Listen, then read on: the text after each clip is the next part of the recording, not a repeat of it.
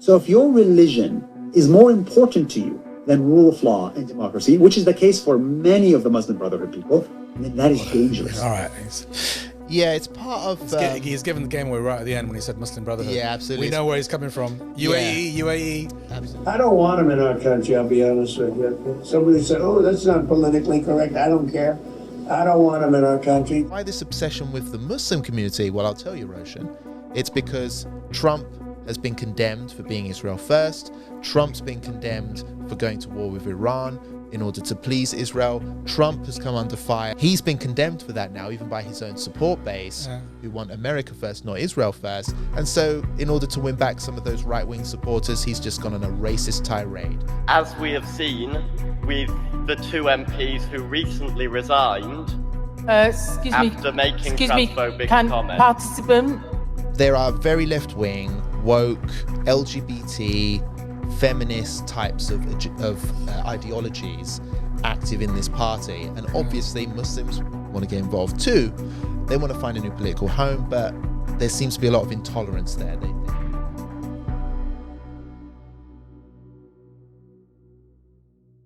Bismillahir Rahmanir Rahim, Assalamu alaikum, and welcome back to another episode of Muslims Uncensored with me, Robert Carter, and Roshan Saleh. Now, apologies, brothers and sisters. It's been a little time since we've had the last show. I think it was about 2 weeks ago, but a lot has happened since, so there's a lot to discuss. So, inshallah, it will be a show to remember. Roshan, Assalamu alaikum. It's good to see you. Seems like we don't see each other enough these days. If the show's not on, I'm busy in Liverpool. Well, you're busy in Liverpool, at home. I went to... You're busy at home doing whatever you usually do. I went to a conference last Wednesday. That's why we couldn't do it. But yeah, we'll make up for lost time. Yeah, inshallah. We do have a lot to discuss. I think, there's some big stories that's happening, as we speak. But we can't move past without talking about the Your Party first, I think. Because that was the big story over the weekend. Yeah. People are still talking about it even now. And I was there. I was there for the 2 days. It was good to be in Liverpool. Surprised you got I in. enjoyed it. All I was the nasty surprised. things Yeah, that I you was. said about them. I must admit, I was a little bit surprised too, because obviously a lot of headlines are talking about a purge. There's an apparent witch hunt going on. There's a lot of internal beef between the various factions vying for power. So yeah, there were people getting kicked out of the event or blocked from coming, but somehow I made it in, you know. So through. Yeah, 5 pillars managed to get. So what did you? Bottom line, what did you make of it all? There's loads to take away from this. I think obviously, the mainstream media are focusing on the party name, which ended up being Your Party anyway, which is quite funny. I would have voted for Just Billah. I think I liked that name, but it wasn't the taker.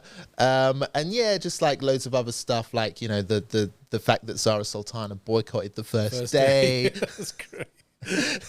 This was supposed to be the event that brought everyone together, and still on the first day there was boycotts. There were people getting thrown out of the hall. There were people being shut down from speaking because they were saying the wrong thing. Why was the press not allowed in the hall? When we first arrived, they allowed us to come into the hall. Yeah. But then a press sort of courier said to me, "Oh, you're not allowed to film in here," and I was like, "What? Why?" And they were just like, no press is filming in here. So I just sort of stood there watching. And after a while, I was like, why am I here? I've got work to do. Yeah. So I just didn't, press were just lined up on the sideline, not in seats, just standing around idly watching everything. And you weren't able to document any of this. Right. Eventually, that rule just seemed to go by the wayside and journalists just started filming anyway. They're making stuff up as they go along, aren't they? I think so. It was, there were two takeaways. Some people were really happy with it. They were like, yes, we're getting going now. We can make an impact and we're happy about everything. But a lot of people, even non-Muslim lefties who are really behind this project, a lot of them were like, oh, it's been a disgrace. It's a mess. It's a shambles. I'm depressed. I'm demoralized. And in the end... And these were delegates that decided to turn up. And these are delegates, yeah, absolutely. Yeah. So these are hardcore members of this new party. And what's ended now? The name is the same, and there's no leader. They voted on That's crazy. Like a coalition, members-run party. So there's no central leader. Jeremy Corbyn looks miserable about everything. He wasn't happy about much. Zarah Sultana is angry about most things. She doesn't look happy with much, and I think most of the members are not very happy. So it's just a very depressing party, frankly. What I noticed that the very fact that they've elected for a collective leadership is crazy and has basically consigned that party to irrelevance until they repeal that. I mean, I put out a tweet on my Twitter a few days ago that, the Green Party, they tried this, several leaders thing in the 90s and the early noughties, and then they were completely irrelevant. But as soon as they elected a single leader, their fortunes started to improve. Because anybody that's ever run an organization knows that you have to have one leader where the buck stops there. And he's a focal point, the guy that makes decisions. Collective leadership, it might sound quite nice and lefty and, against hierarchy and elites, but in practice it leads to paralysis in any organization because decisions can't be taken quickly. And that decision in itself has destroyed this party for several years. I know. But there's too many forces at play in the party, which I think would much rather see the project burn down so they can roll on the ashes than actually put aside the differences. Ideological purists. The what's the saying? A broad church, or we prefer to say broad mosque here, but a broad church alliance. That's what I think people want in the dream world, but there's no way that's going to happen. So the Green Party are doing that. They've got a broad church leadership. They've got a broad church movement that they are pushing. Yes. Could break down and they're doing well in the polls. But right now they're doing well. The Your Party kind of want a broad church, but they're incapable of building one. So that's why they haven't gone for the single leadership option. I mean, frankly speaking, it seems like Corbyn and Sultana are too divided and are too big in that circle to make the party work. One of them would have to go, ideally, I think, if they are going to have a single leader. But because they're both cemented to the project, they've gone for collective leadership, and it's going to cause maybe more problems. But anyway, lots to discuss. Were there any Muslims there?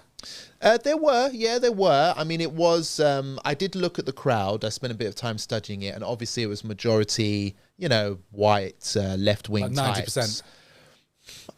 Yeah, maybe. 80, 90%. Yeah. There were Muslims there, no doubt, and there were other ethnic minority people there as well. But it wasn't like clear, like, during the Muslim vote campaign, we went to areas where independents clearly were being backed by the Muslims. Yeah. All of their supporters it was coming lefty out Muslims. was Muslims. And there were some lefty Muslims there, but it's not very clear from what I saw that this is backed by can Muslims. I ask you the Muslim vote is going to ask you a direct question? I mean, was it the type of Muslims that have a long distance relationship with the prayer mat kind of Muslims? LGBT, pro-trans kind of Muslims? Some definitely, but not all. I mean, there are some Muslims who are socialist types, but absolutely, they're practicing Muslims. In fact, that's what we're going to get onto a little bit. Zarah Sultana was under fire because of comments that she said against socially conservative Muslims from being associated to the party, and that actually upset people who are supporting this party, and I think would probably support her on a normal day, and she got a bit of heat for that. But basically my agenda when I was there was not to focus too much on what the BBC was going to discuss, because it'll be done justice elsewhere, the name and the leadership. I just wanted to see, is this party becoming hostile to Muslims? Will Muslims back it or not? Is this going to be a new political home for Muslims? And that's why I focused on what you can see here. I'll play out a little clip of an intro to my report, which you can find on the 5 Pillars Plus YouTube channel. This is the Muslims versus the woke. Our movement is one of justice, equality and environmental sustainability. That is absolutely at the centre of it. There is no room for socially conservative views in a socialist left-wing party, period. When this party started, it included 2 MPs who were openly transphobic. I need to stop you there calling them transphobic from the rostrum. Can you please stick to the motion? 2 members who allegedly expressed transphobic views.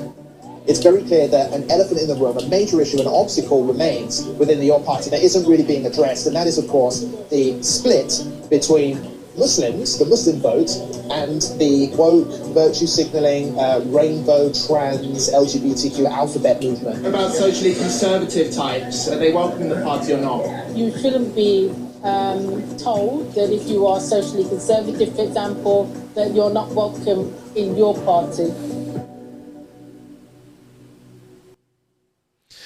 So the full report is available on the 5 Pillars Plus YouTube channel. It's a different channel to the one we are using here.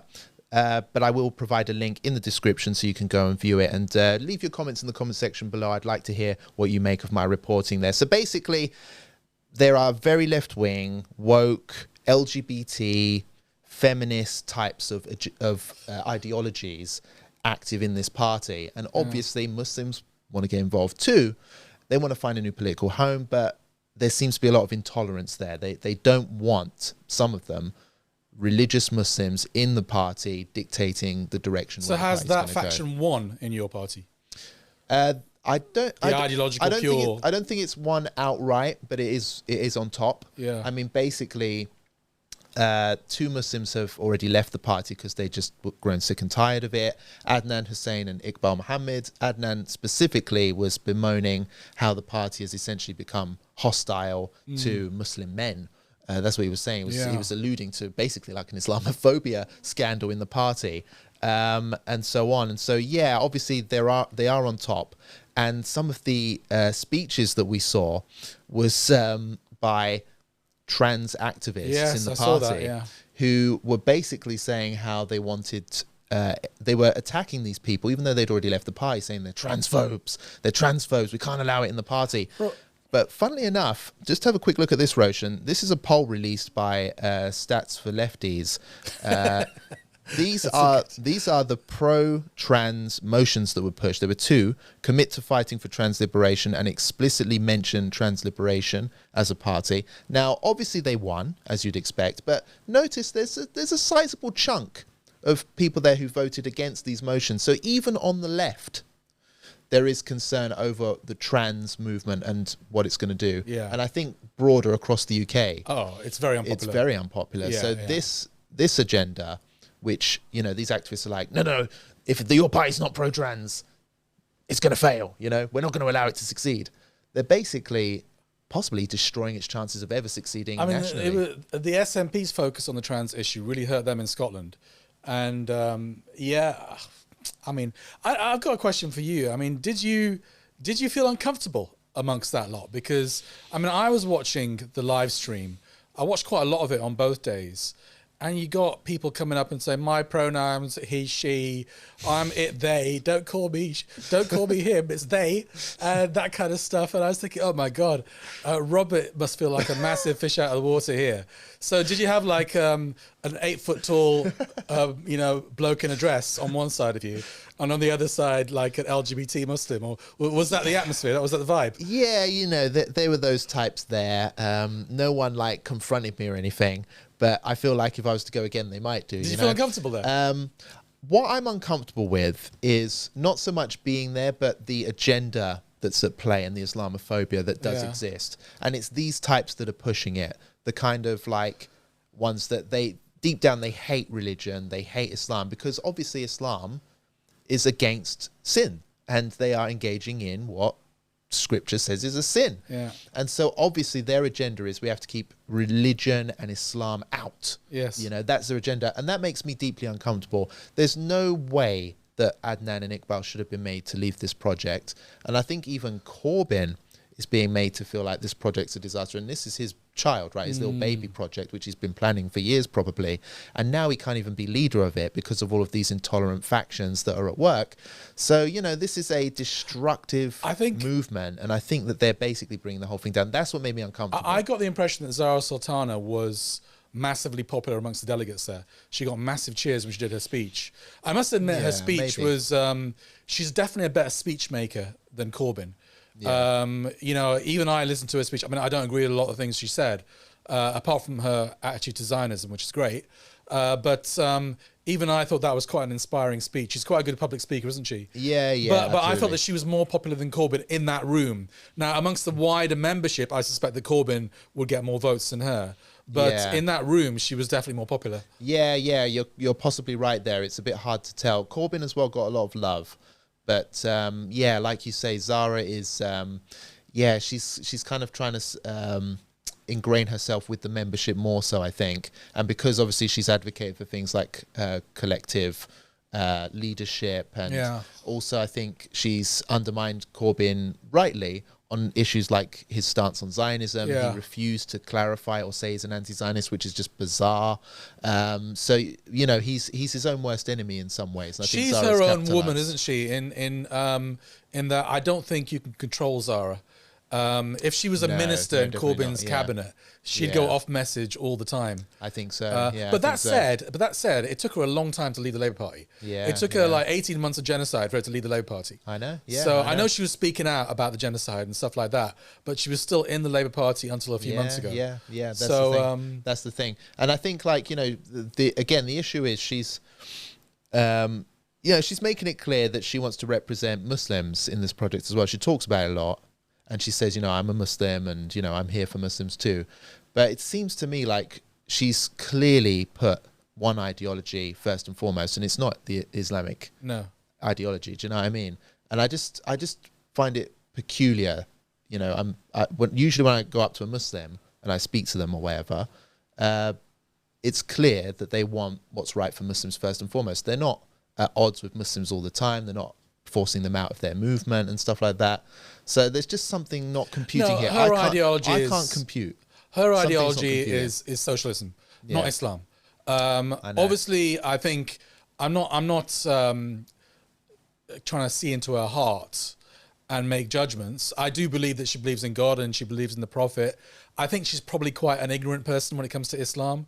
But I think she also knows what Islam's position on LGBT and stuff like that is. And she chooses to prioritize her socialist beliefs over that. Now, I mean, I don't know, man. I don't see how Muslims can work in this party. But I know that you did go to a Muslim event. I did. At the Your Party conference. Yes. And there was a bit of a ding dong. Tell me about that event. Who was absolutely. there? What happened? So basically, there is a group of Muslims who are members of the Your Party that have formed a network. And obviously the point of the network is to represent Muslims within the party machinery and to hopefully advocate for them as well. So yeah, they invited everyone to come. It was an open meeting. Everyone was welcome to attend. A lot of Muslims showed up, including myself. And the MPs now associated to the Your Party that are Muslim, Showkat, Ayub Khan, and Zarah Sultana also made an appearance, and they spoke to the crowd. And basically the message to take away was reconciliation and bridge building. But there was one point where Zara did decide to go on the offensive and attack her critics, her online critics. Yeah. And she said that it was disgraceful and shameful how they have treated her. And, you know, she's a victim. She still says that she's the victim of a sexist boys club and all that type of stuff. And I just felt like I didn't agree with that. And you stood up and challenged her. I stood up and challenged her. The exchange was like 30 seconds long, but it was controversial, I guess. Some people took it like I was being too aggressive. Some people thought right on Rob, and I got mixed messages as well. Some people criticized me for it. Some people supported me for it privately. So it was Zara's... But it wasn't well received by some people in the room. Definitely. Zarah Sultana supporters and that type of thing. But it was Zara's critique of her online critics that kind of wound you up. Yeah, because obviously, you know, we've sort of moved on from this, but I still can't get over how unbelievably outrageous it is that two religious Muslim MPs have been made to feel like they should not and could not be associated to this party. Yeah. I just cannot get over that. That, for me, is a massive story.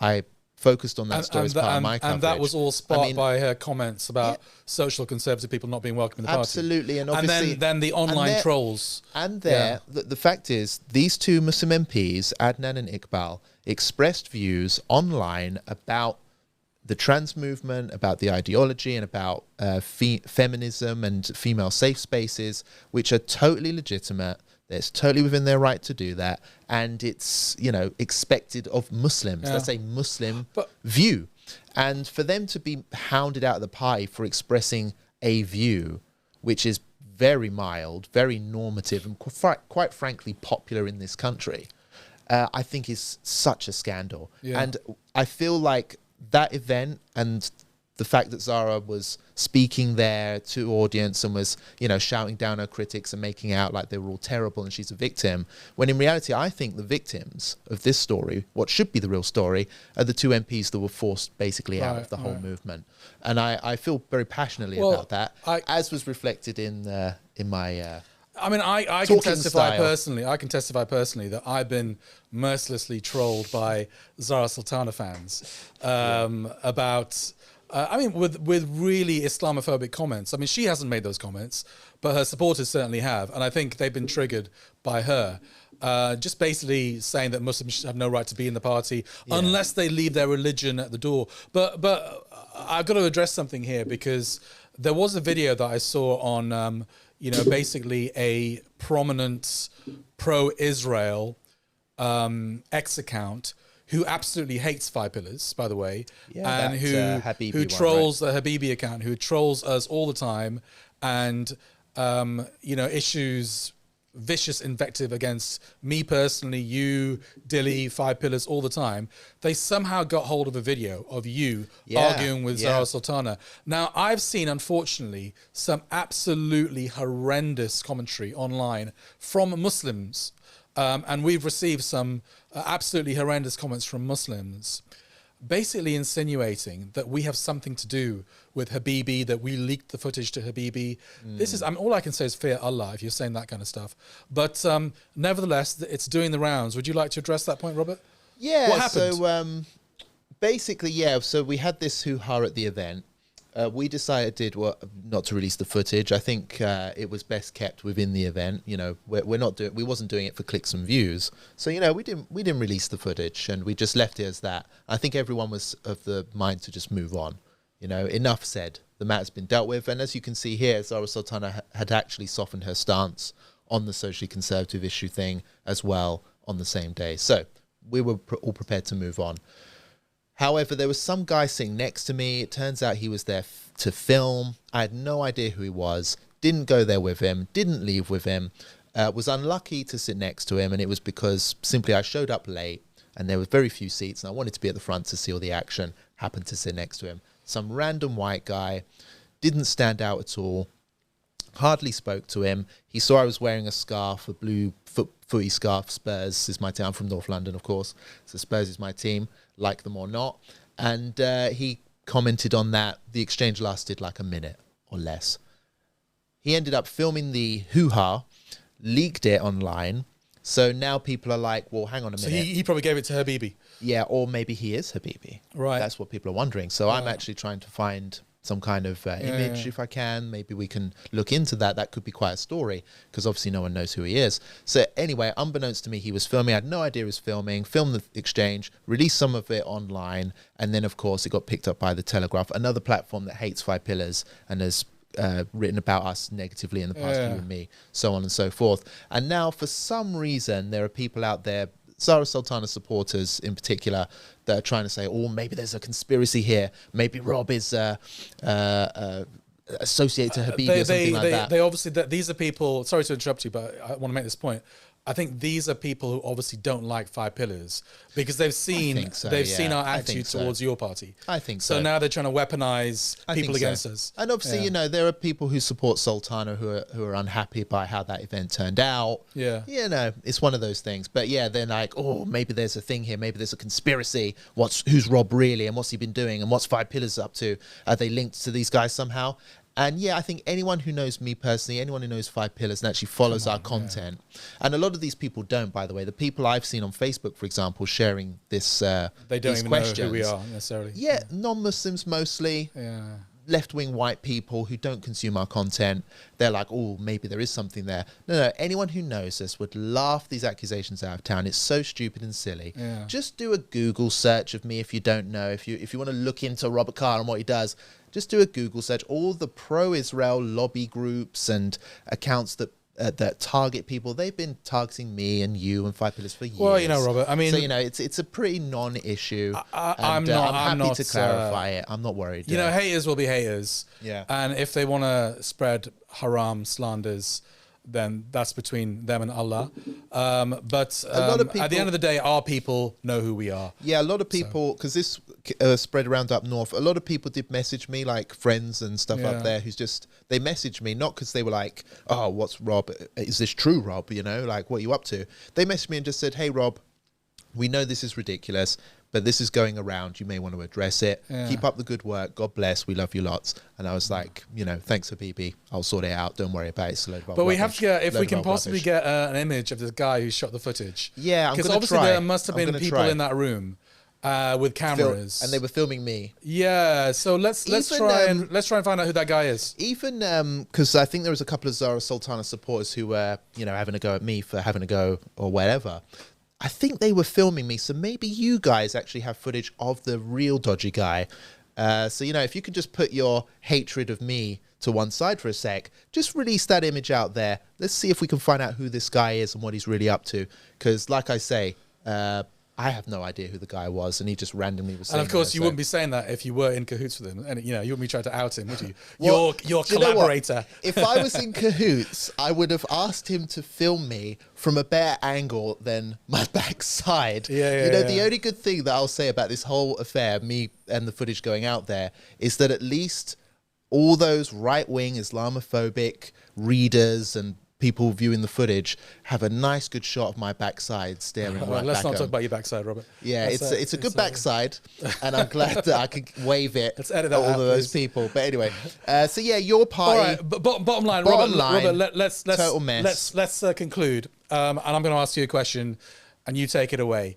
All right, now, after spending 2 days with the alphabet people and a few lefty Muslims, what is your conclusion?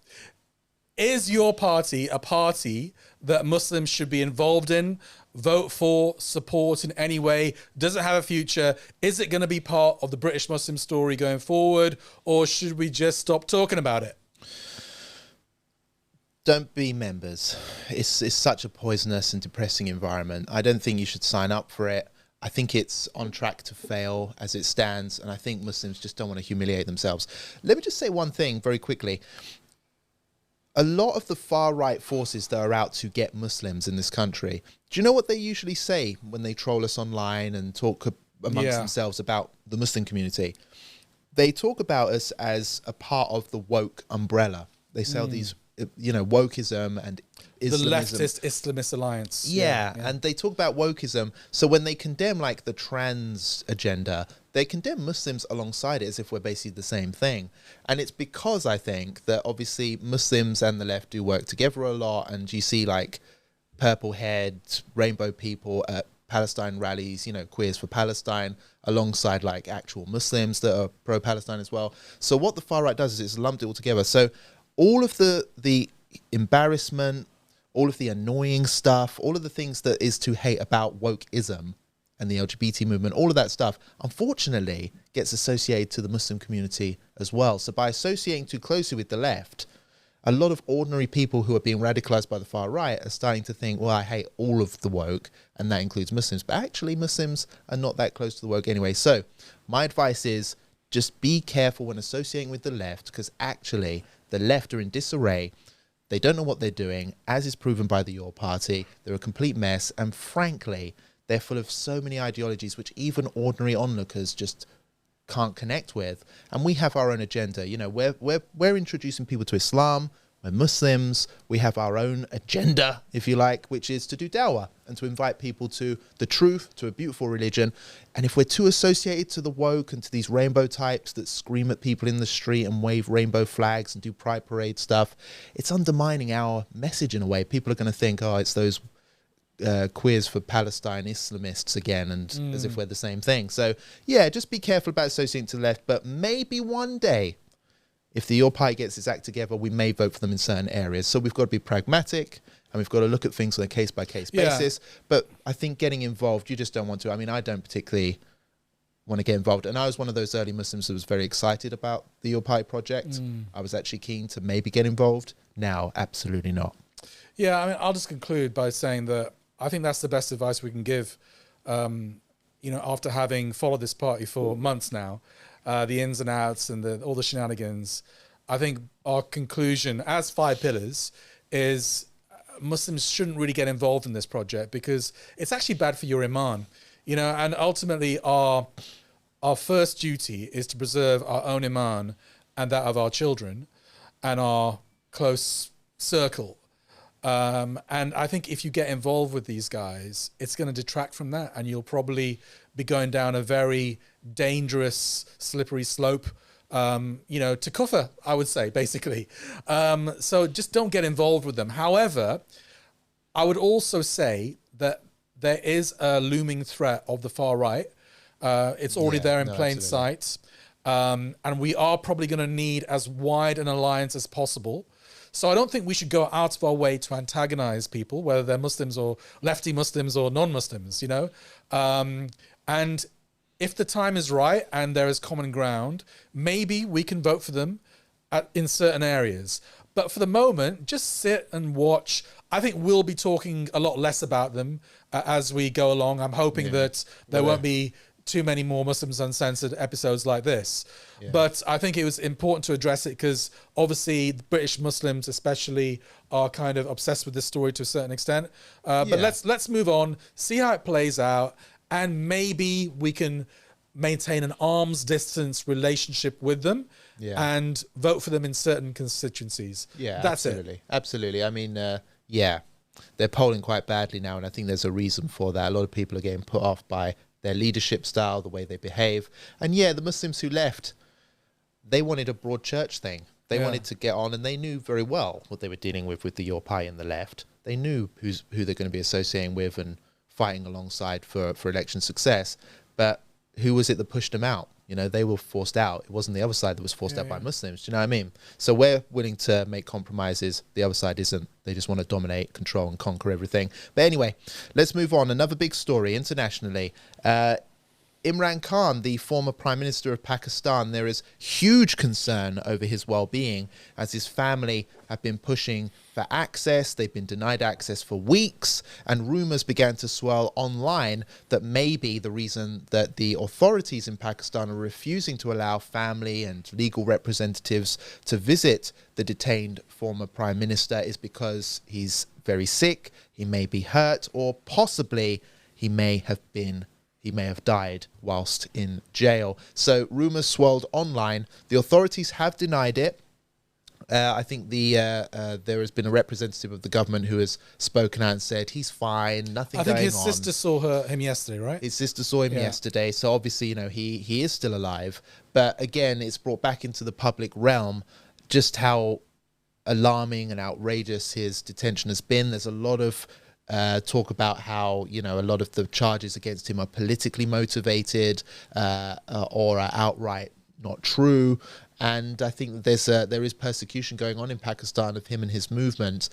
Supporters of his have been killed in the past in protests, and you know, it's a big ongoing issue. Yeah. And Imran Khan, I know that there's going to be people that like him and don't like him inside Pakistan. It's a very, you know, divided, I think, political arena. But whether you like him or not, I mean, surely you can agree that this treatment just isn't right. What do you make of it, Roshan?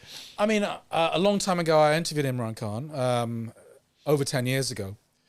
And I did find him to be a personable guy. Didn't seem to have... I've interviewed a lot of celebrities and leaders in my career, and he was the one that stuck out for being reasonably humble. And we actually had a conversation off camera where he was actually listening to what I was saying rather than just, you know... lecturing you. Lecturing me about his views or whatever. It wasn't like that at all. So I do have a soft spot for him based on that meeting, which only lasted a few hours. But I think he is the most popular individual politician in Pakistan. We've seen that when they're allowed to go to the polls and they're not allowed to organize freely. There's so many arrests, incarcerations of his supporters. But despite that, his supporters are still winning all across Pakistan. And there's no doubt about it. If there were free, fair elections in Pakistan, he would win hands down. And I just find it incredible that Pakistan can do this to their national hero, you know, because he is literally Pakistan's national cricketing hero. And out of all the I don't agree with all of his politics. Frankly, it's not Islamic enough for me, but I do believe that he's a believing and practicing Muslim. He's sincere. I don't believe he's corrupt in any way. And out of all the politicians in Pakistan, he's the most honest, hands down, and the most sincere, hands down. That's not to say I agree with everything he's ever done or everything he's ever said. And I just find it incredible that, you have this military junta in Pakistan. That's what it is at the moment. That's doing what it wants, stealing the nation's money, just disappearing people off the streets. And they're all doing it because of the threat from India. And they get away with everything because of national security and because India is a threat. It's just a shame on Pakistan and the leadership of Pakistan. It's a shame on Asim Munir, the chief of staff, the army chief of staff. And it was such a wonderful country. I've been to Pakistan once, and I thought it was the most beautiful country I've ever been to in my life. And the people were wonderful. And it's just a shame, like so many Muslim countries, they're in such political turmoil, and they're led by people that are beholden to the West, and people that are corrupt, and sink to the absolute depths that they put their national hero in jail on trumped-up charges, and there's no prospect of him getting out. His sister did say that he's in good health, but he's kind of been mentally tortured. And they're blocking visits for several weeks or even months, which is crazy. I think he's in solitary confinement. They're torturing him. They're obviously torturing this guy who's given so much to the country. Shame on Pakistan. Yeah, it is a crazy situation. And I mean, again, he's spoken out against Islamophobia globally and has done good things as well for Muslim rights, I think, on a global scale. I remember that from when he was in office.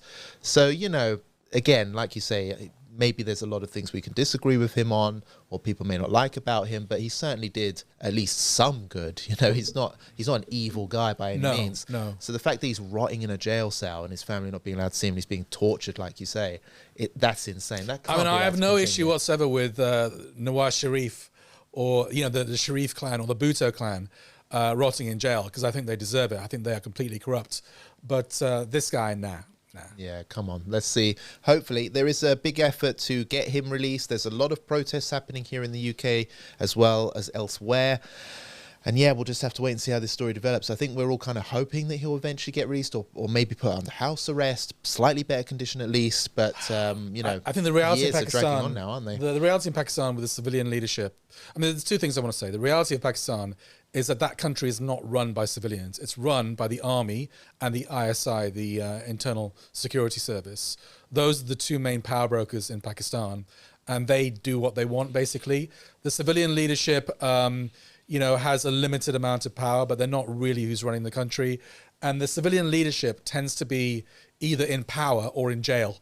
That's the nature of politics in Pakistan. Yeah, for sure. Well, we are monitoring the story, and of course we're covering it as well. So inshallah, let's see how this story develops, and hopefully, it ends well.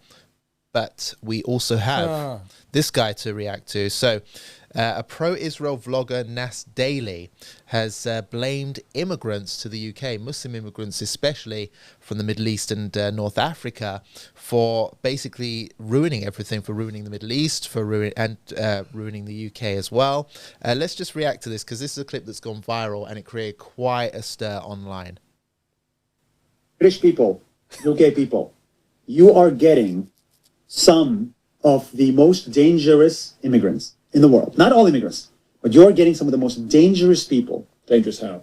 Because they're coming in the UK, setting it as a base to create essentially media to destabilize the Middle East, right? It's dangerous because of the ideas being promoted. The ideas are what? Well, Sharia? Well, the ideas are like, first of all, like Israel and Palestine, okay? There should be no peace with Israelis. There should be one state. We should continue the fight, continue the resistance. What resistance? 80% to 90% of the Palestinians just want to live in peace, and they do not mind having an Israeli state next to them.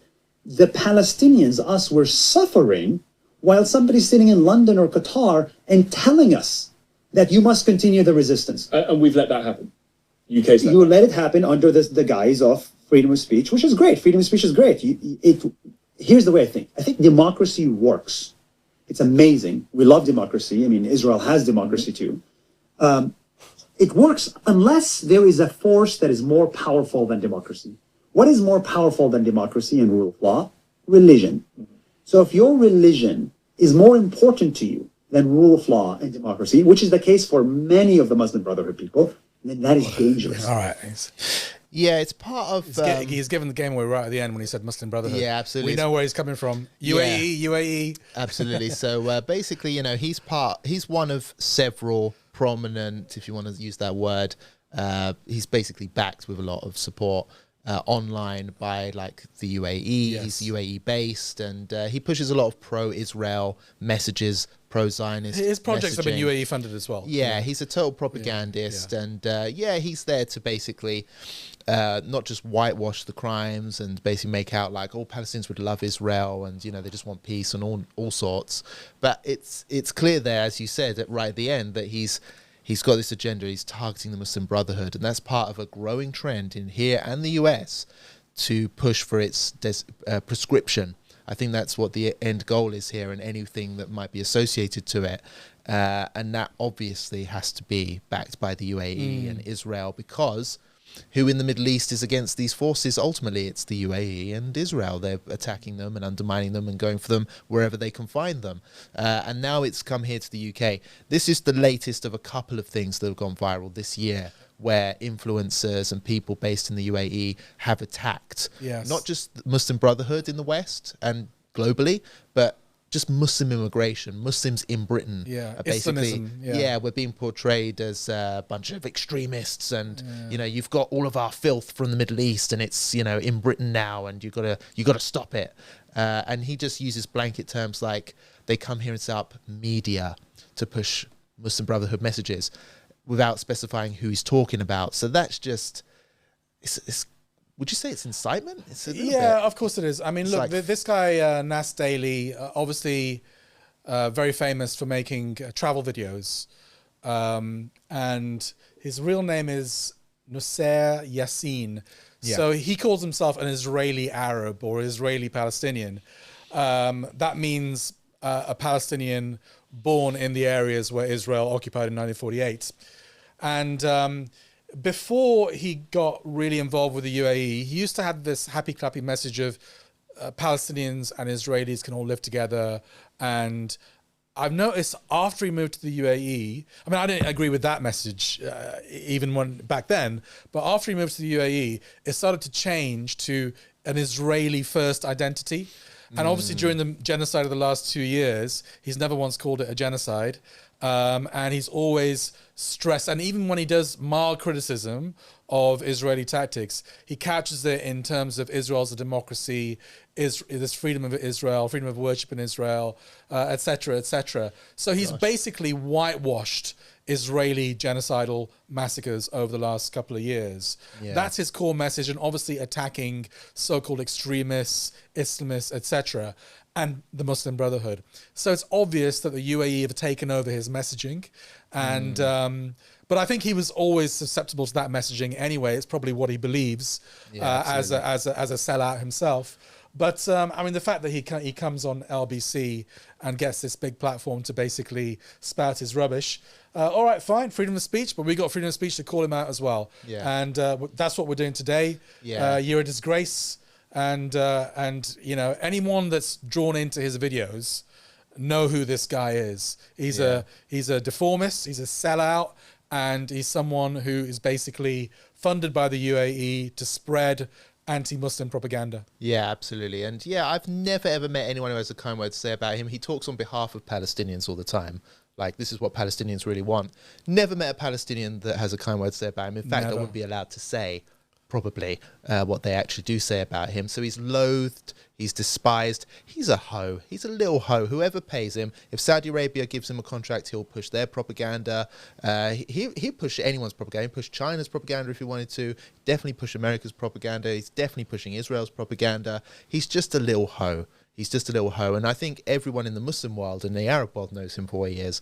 But the problem is, coming on LBC and that type of thing, he's obviously going to speak to people who don't have a clue about who he is. I mean, his message... I mean, they'll think he's a genuine Palestinian voice, you know, and he absolutely is not. I mean, his message will appeal to people who hate Muslims. Absolutely. And hate Islam. And they're the ones that are retweeting his video and agreeing with what he says. Absolutely. Etc. Yeah, it's like the UAE. They're deformists, and their natural allies are Israel and people who hate Muslims. Yeah, I know. So yeah, I think, brothers and sisters, you will all agree with this, I'm sure, because I've never met a Muslim or an Arab who has said a kind word to say about him. But yeah, just make sure that if you see any of your non-Muslim colleagues at work viewing his stuff or talking up good about him, just let them know, like, oh, be careful about this guy. He's got an agenda and he's very, very dodgy. But it's interesting what you said about the Muslim Brotherhood, because yeah, obviously that is the next big target, isn't it, to get them banned. And Nigel Farage as well said at his conference that he would do it. And I would like, I think we should do more investigations into this.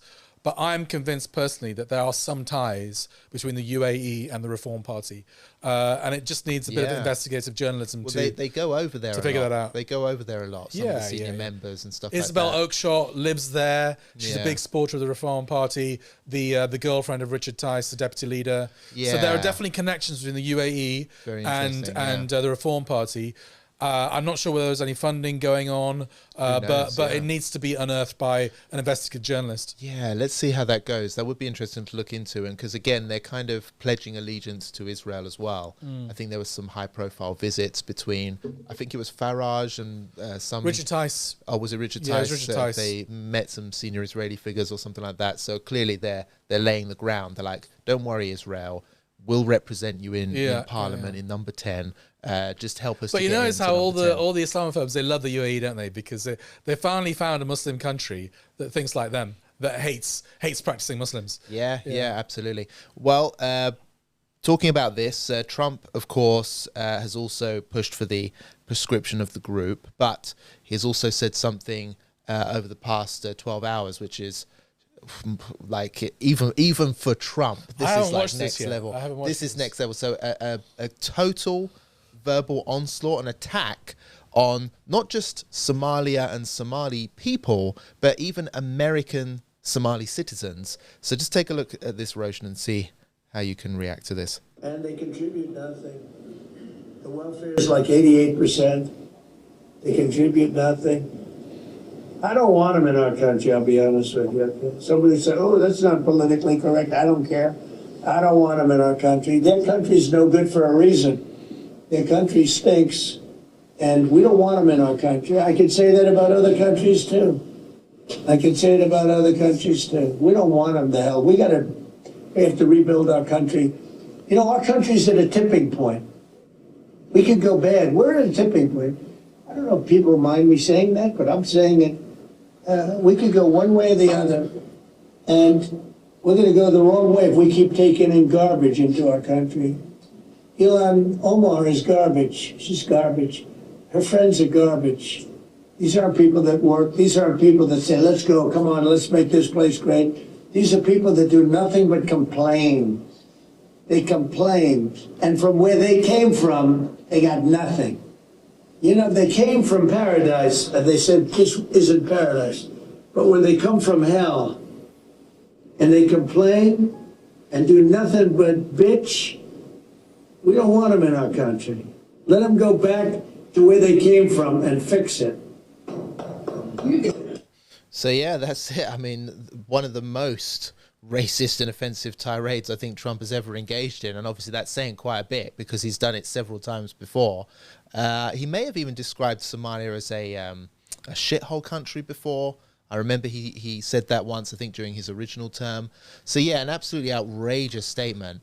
And this comes on the back of a major push by Somali American citizens living in Minneapolis, I think, or Minnesota. Minneapolis is the city in Minnesota, I think. So, yeah, there was a major push there to get a Somali mayoral candidate elected. Did that work or not? No, he lost out. Good campaign, but it was actually factionalism within that community. A lot of Somalis actually ended up backing the Democrat candidate, I think, who is... I think there was like tribal rivalries that worked against him. But yes, it went viral and was getting a lot of heat. People on the right in America were attacking the area because of the Somali community that exists there in a significant number, and this comes off the back of that, an outrageous attack, calling them to be sort of Garbage kept out, and they're garbage, and they come from a terrible country, and they're terrible people. It's outrageous. That's what's going to happen? incitement to violence against Ilhan Omar. I mean, Absolutely, I'm not a great fan Absolutely. of Ilhan Omar, her politics, but what he's doing there, I mean, if someone shoots Ilhan Omar, okay, and you got crazy people in America with guns. Everyone's got guns out there. Yeah. He's putting her life in danger with comments like that. It's absolutely disgraceful. The President of the United States, the most powerful man in the country, perhaps in the world, and he's saying that kind of stuff, and it's just pure racism. I mean, why is Somalia garbage, as he puts it? I mean, Somalia was a country with it was a plaything of the Cold War. Basically, proxy wars were going on there between the US and the Soviet Union, and that's originally why there were coups there and stuff like that. And there was a US intervention there, in the military intervention in the 1990s. So the US has a role in making Somalia garbage, if that's what it is. But he won't know that because he's thick as two short planks and he doesn't know his history. But I mean, what can I say? The guy's a blatant racist, most powerful man in the world, and no wonder racism is de rigueur again in the world, because this guy's promoting it, and all his mates. Yeah, absolutely. And the thing is, it's just so unfair. Like, in this tirade, he actually says at one point that they come here and do nothing, and they don't want to make anything great again. They come here and just complain. Well, actually, the young Somali guy that ran for mayor, the mayor of the city, he was trying to do something good. He was trying to make the community better again. He was talking up for working class communities. He was talking up for American workers' rights and stuff like that. So he was trying to make something good of his local city and trying to contribute towards American society in, the most American way you possibly can, which is to get political and to run for office. And still, that wasn't good enough. Still, they were calling for him to be deployed. Still, they were attacking him based on his skin color, based on his religion. And this is a country where, we're hearing a lot now how the Muslim immigration and the Muslim vote and the Muslims that exist in America are some kind of threat, that they're trying to destroy American society and that they're going to take over, when in reality it's a tiny electorate. It's a tiny community when you look at America as a whole. There is much larger immigration numbers from, say, Mexico, or from, I think, even like the Philippines or China and Japan. There's like huge numbers of Chinese and Japanese people coming into America. So why this obsession with the Muslim community? Well, I'll tell you, Roshan. It's because Trump has been condemned for being Israel first. Trump's been condemned for going to war with Iran in order to please Israel. Trump has come under fire for basically pulling the seat out to facilitate the real guy who controls America, Netanyahu. You know how he treats him every time he comes. He moves the chair and takes good care of him, makes him comfortable. He's been condemned for that now, even by his own support base, who want America first, not Israel first. And so in order to win back some of those right-wing supporters, he's just gone on a racist tirade, attacking one of the smallest and most, frankly, in a nice way, I mean it, insignificant community in America. The Somali community there is small. It's not doing anything. It's not taking over. It's adding, to the melting pot and bringing its culture, which is a good culture. I'm sorry to all the racists that may be watching this. Somali culture is actually really nice, and they're good people. They're not all pirates and terrorists, as Israel would like you to believe. So that's what's really going on here, Roshan. Yeah. Trump is attacking a vulnerable community, attacking Ilhan Omar, because do you know what? He just wants to get some of his support back because he's Israel first. That's the problem. I mean, I just asked ChatGTP to fact check his claim that 88% of Somalis in the US are on welfare. And I know ChatGTP isn't 100% accurate, but this is what it says. It says, no, that claim is false and appears to be a myth or exaggeration stemming from Donald Trump's comments on December the 2nd. Somali Americans mostly are refugees who arrived in the 1990s or since, fleeing civil war.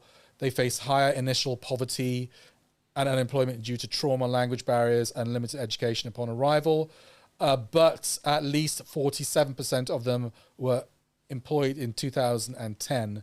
So he's just making these figures up, Robert. Yeah, absolutely. Yeah, like I say, there's an agenda here. He's not stupid. He knows he's under a lot of fire from his own constituency because he's putting Israel first. And he's just decided, you know what will win them back? These bigots and hateful people. I'll just attack the Somalis. It's as simple as that. And I'll incite against them, try and push what Israel would be happy with, some kind of religious holy war against Muslims in America. You know, that's what Israel wants. Israel wants to divide America internally, keep it infighting, so then it can pull the strings, manipulate the situation for its own gains, its own selfish ambitions outside and through lobbying. So, you know, that's it. That's Donald Trump for you. We do have one more story. It brings us back over here to the UK. Believe it or not, Roshan, but there is an event for Christmas this year. Christians are gathering, but it's not in the churches. It's not Bible Club. It's Tommy Robinson's rally. So Tommy Robinson has organised another rally. It's called United for Christ this Christmas, and he's trying to bring all of these far-right Christian types to one place in central London on December to do carol singing and play music. I don't know what he's going to do. Probably do a bit of fundraising, I can imagine, you know, putting his donation link out there, I'm sure. But yeah, basically it seems like he's weaponizing the Christian faith in order for his own selfish political aims. Quite funny, but obviously there is an agenda behind it. So this guy has never been Christian until a few months ago. And when he came out of jail wearing a big cross. When it suited him. And obviously we know that he has financial backers in the United States amongst that kind of Christian Zionist movement who do weaponize Christianity, have hijacked Christianity. Yeah. But the problem is that at least I could say that they actually probably do believe in God and Christianity in the United States. Yeah. Britain is a secular country where by and large Christians have abandoned their religion. It's a minority Christian country now. And they don't believe in God. They don't go to church. They don't open the Bible.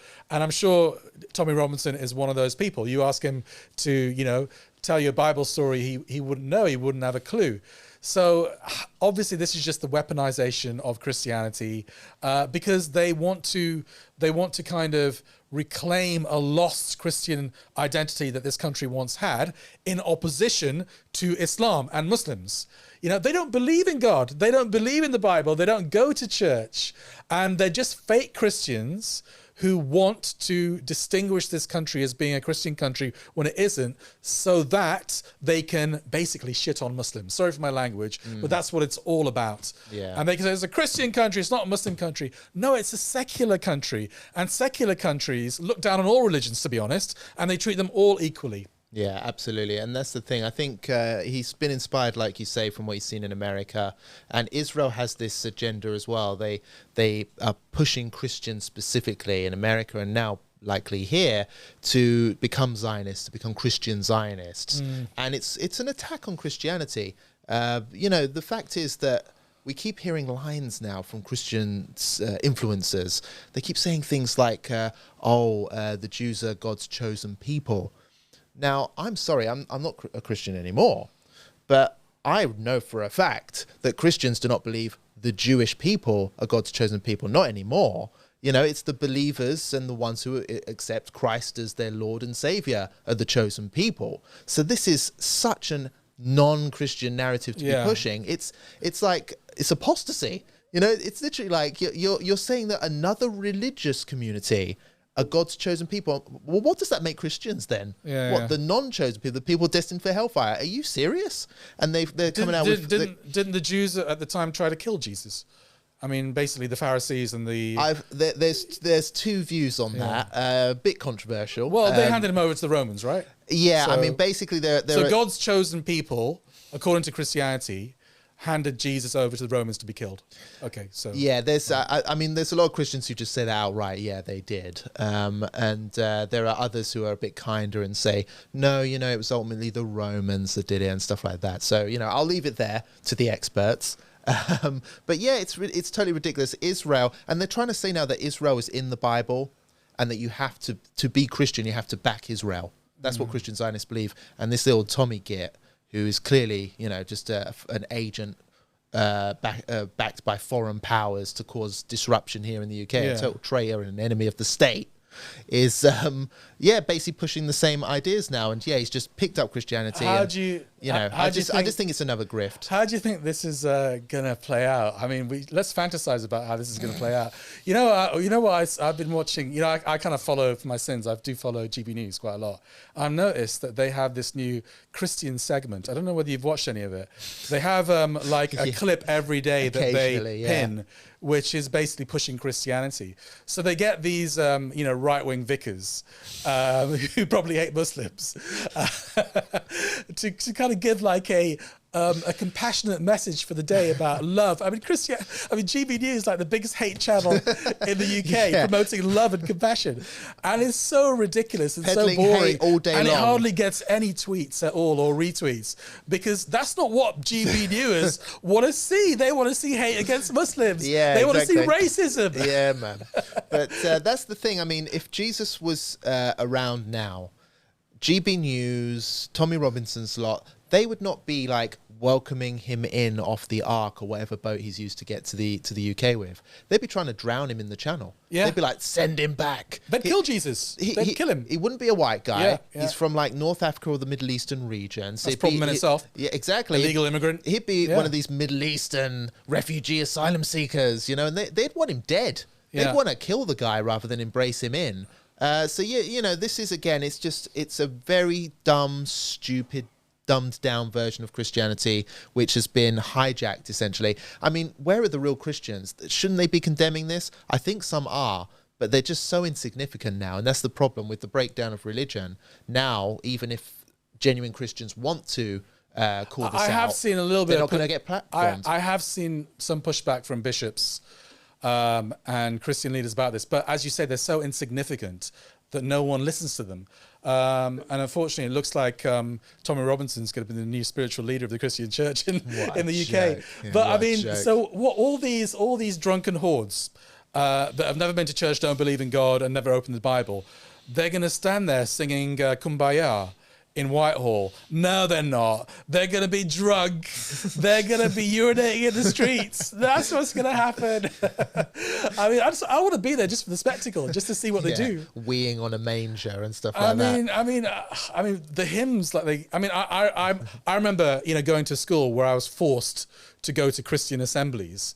And so obviously I heard some of the hymns, didn't speak them, but some of them, those tunes, I mean, they're going to struggle remembering those tunes, are they? The lyrics. Going to struggle to read the hymn sheet, and I think. Yeah, exactly. I mean, they'll need exactly.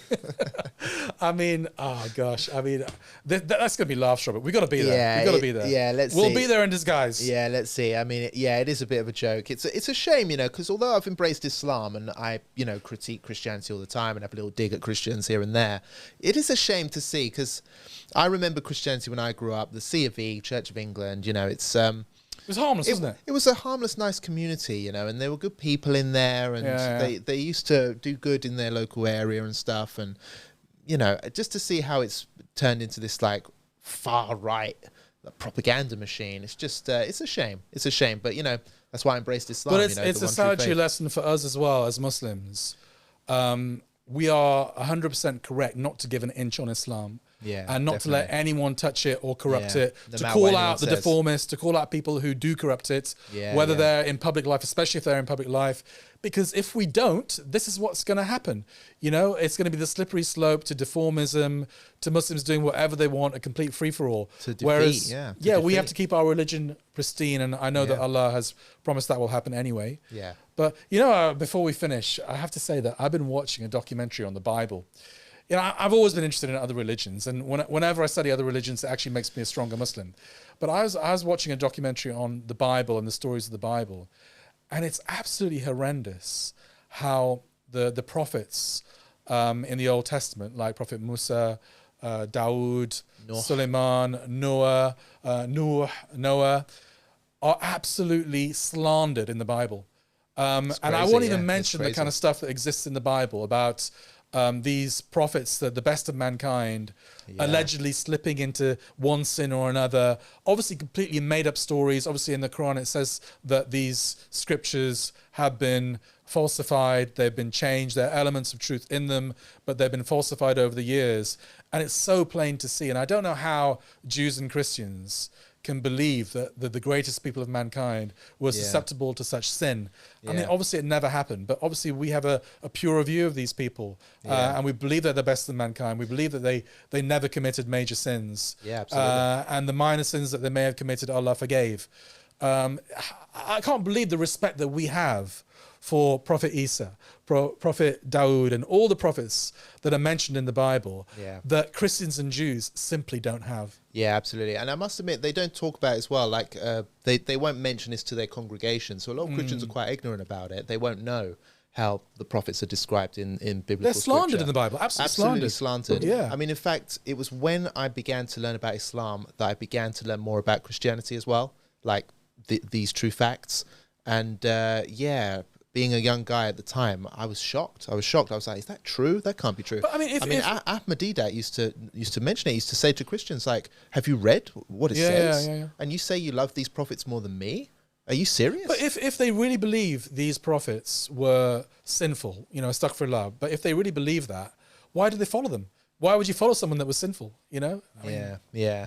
I mean, they do say that obviously they embraced God's message and were removed from sin. That's why they would follow them, I guess. But like you said, it's the slander thing. It's like these people were the worst type of people, Yeah. I mean, like you say, some of the stories you don't want to go into detail, And I just think that if you really love these prophets, if you love Prophet Jesus. That's why I always say online around this time of year is you've got to be a Muslim. There's no doubt about it. That Islam is the only one that teaches respect for all the prophets and actually actively encourages its congregation to defend them. And that's something which even Christians are not willing to do, regardless of what they think of the prophets. Well, Roshan, it's been a good show, there? I think. Yeah, I think absolutely. Inshallah, brothers and sisters, tell us what you think in the comment section below. It's always a pleasure and an honor to hear your feedback, and we do take it on board when it's constructive and if it shines good on me. Well, there you go, brothers and sisters. Until next time, Shall I interrupt you before? You may as well. Yeah, it's a tradition, isn't it? No, I was just thinking generally about our podcasts. I think we should take these out onto the road. And maybe that's something that why not? I'm testing the viewers now to see whether they've been watching right till the end. But if you do think this is something that we should take on the road and maybe have a Muslims Uncensored in front of an audience in Birmingham, rent out a venue in Birmingham, in up north, Manchester, London, around the country, perhaps Dilly, myself and Robert can be on the panel. We can have questions from the audience. If you think that's something we should do, it's something we're considering doing, then let us know, inshallah, if there's an appetite for that. Yeah, why not? Yeah, let's get on the road. Let's get out there, get away from this dusty old studio and into the light. Well, thank you very much, brothers and sisters. Like, share and subscribe. It helps the channel immensely. And until next time, it's Assalamu alaikum. Masalama for now.